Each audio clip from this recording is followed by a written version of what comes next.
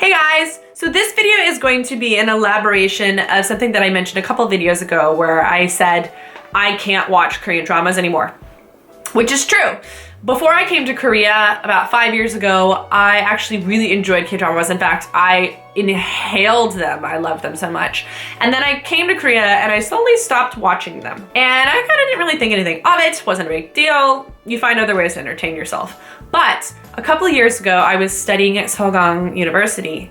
And one of the things that I was struggling in was listening. So I went to some of my girlfriends in the class and I was like, what are you doing to get your listening up to speed? Because you're better than me. I want to be like you. And one of the things that they said was we watch dramas all the time. They're like, that's all we do is we either like go to language exchanges, which I was already doing, and we watch dramas. And I was like, okay, well, that's easy then. Like I can do that. I used to do that all the time.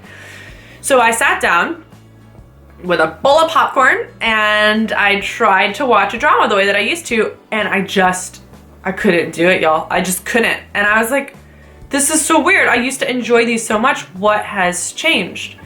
So I have dug down deep within myself now to explain to you guys basically why I can't watch dramas anymore. And I think these are my main reasons. So let's begin. Disclaimer, I do know that these shows are basically not made for me. I am very much an American. Even in the years that I've lived in Korea, I don't really feel like I've been very Koreanized. So I understand that, you know, these guys are laughing all the way to the bank and they're not concerned about what I feel about their dramas, and that's okay. Nothing wrong with that. And if you like these kinds of dramas, also okay. We're allowed to disagree, and that's fine. So I don't want anybody to see this as a personal attack on you or what you enjoy watching. You do you, boo. I have no problem with that. First one, it's a repetitive formula, and after you watch a few of them, you get kind of burnt out. Like, let me basically explain the typical romantic drama in Korea. First, super rich boy who's entitled and a bit of a jerk.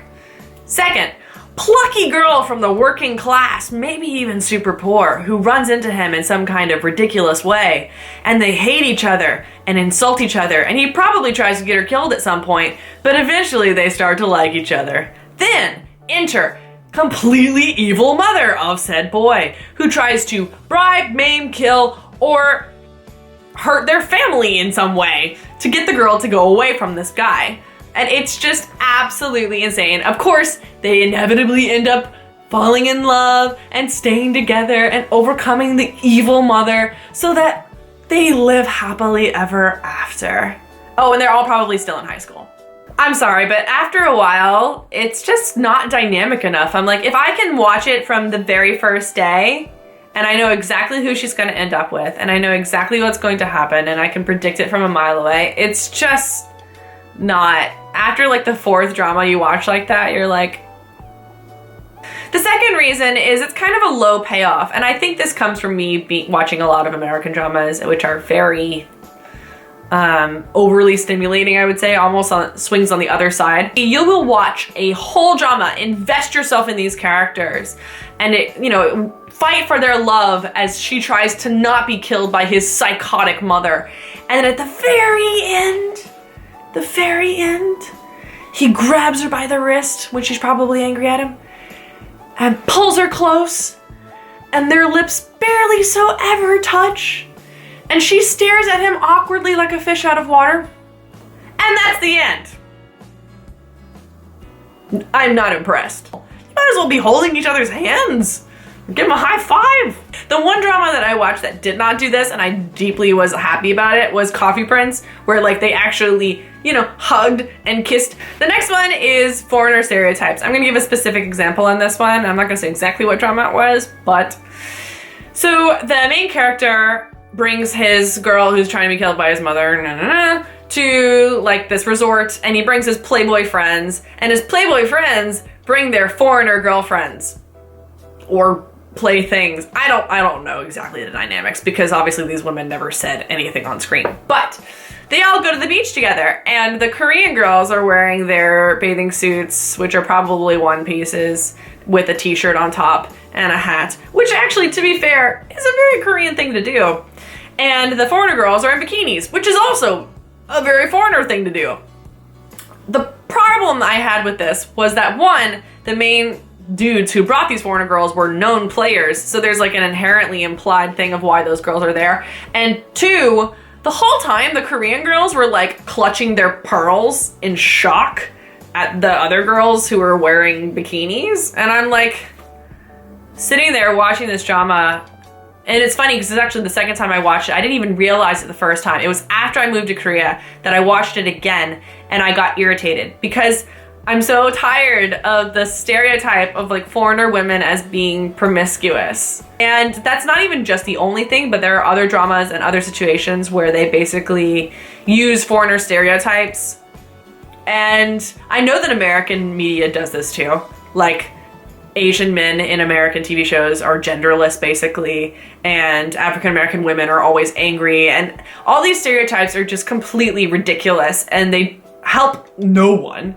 And the fact that I see it in Korean dramas as well, it's just as irritating as when I see it in American dramas. The next one is I find a lot of these situations a bit hard to believe. So for example, all those cross-dressing dramas where the girl cuts her hair and suddenly everyone completely believes that she's a dude.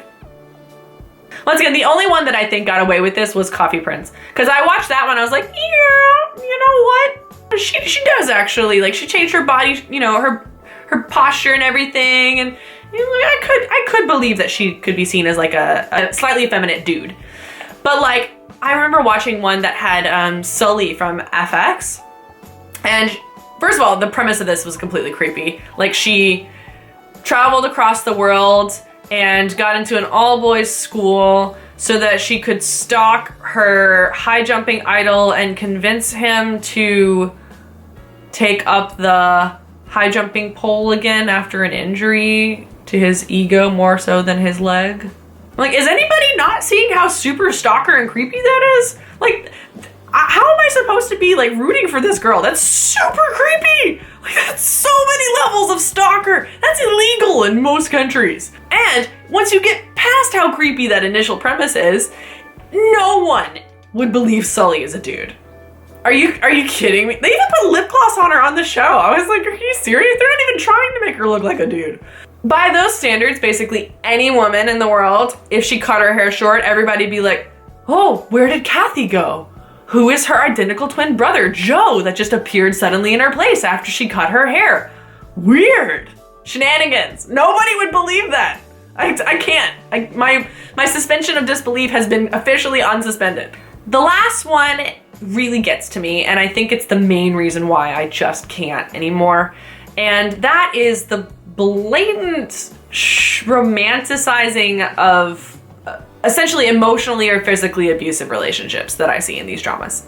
And this is pretty much for the most part romantic dramas that I see this in. Like, for example, the girl will be like super headstrong and stuff, and the guy will use his physical strength against her and just drag her around. It usually starts with the initial hand grab, like she's like pissed at him, doesn't want to talk to him, doesn't want to go with him somewhere, and he literally grabs her by the wrist and drags her while she says like, no, I don't want to go, and like half-heartedly fights. Where I come from, that is attempted kidnapping. That's assault. That's not sexy. That's awful. Like, he's literally disrespecting everything that the girl just said. This is not a great way for me to be invested in the romance between these two characters when I automatically see the main male character as abusive. I have seen dramas where the guy purposely tries to get the girl beaten up.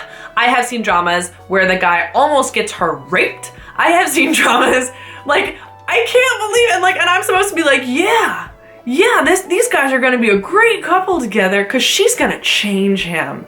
He's just misunderstood. He's never had a girl stand up to him before. She's gonna make him better. Like, can we stop for a second and think about what kind of message that sends to women in the world?